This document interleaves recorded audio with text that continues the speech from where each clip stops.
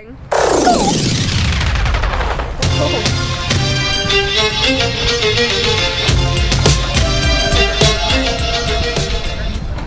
hello there. The origins of the Spanish Armada lay in Henry VIII's decision to break with Rome. This, coupled with Mary Queen of Scots' execution and England's continual raids upon Spanish ships to triumph for the New World, proved to be the final straw for the Catholic King of Spain, Philip II.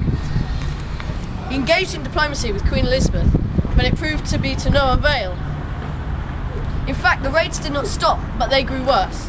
In the spring of 1587, while diplomatic talks were still in progress, the finest admiral of the English Navy, Sir Francis Drake, sailed into Cadiz harbour, destroying ships and raiding and looting merchant boats with impunity.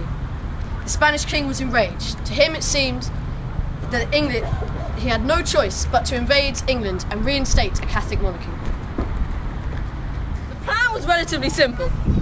A huge armada consisting of 130 ships, 18,000 soldiers and 7,000 sailors was to collect another army of 30,000 men, led by the Duke of Parma.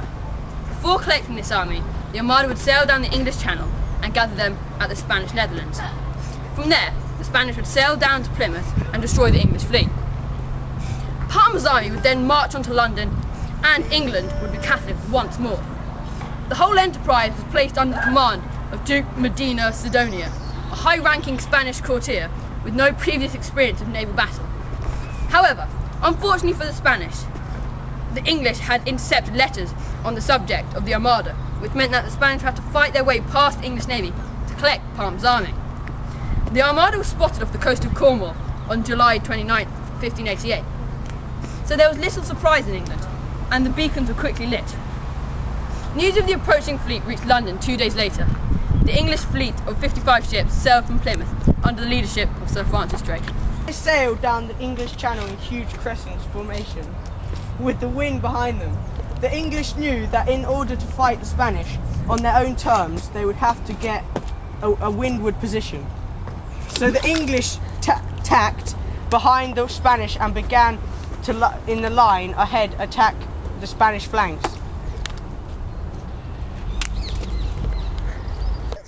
The situation became desperate between Drake and his commanders. Supplies and cannon shots were running dangerously low.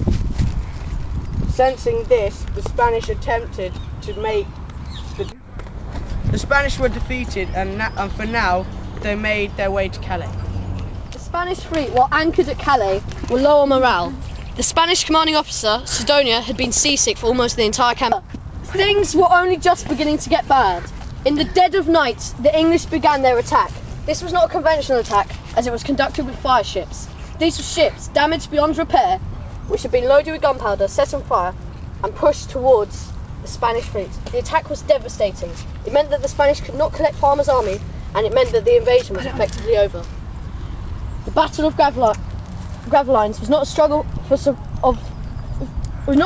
of survival for the English, but for the Armada. When Sidonia finally pulled out of the battle, he had lost 11 ships and many thousands of men. The Spanish began their disastrous journey home. As they made their way up past the northwest tip of Scotland, a savage wind pushed the Armada into the merciless Hebridean gales. Thousands of soldiers were lost to diseases and drowning. Some survivors washed up on the coast of England and were sold back to Spain for profit. This was not just a battle, but a religious war between two nations with opposing ideologies. The Armada was seen as a disaster for Spain at the time, and it still is today. For England, this was one of the greatest naval victories in its history, and confirmed its place as the naval superpower in Europe.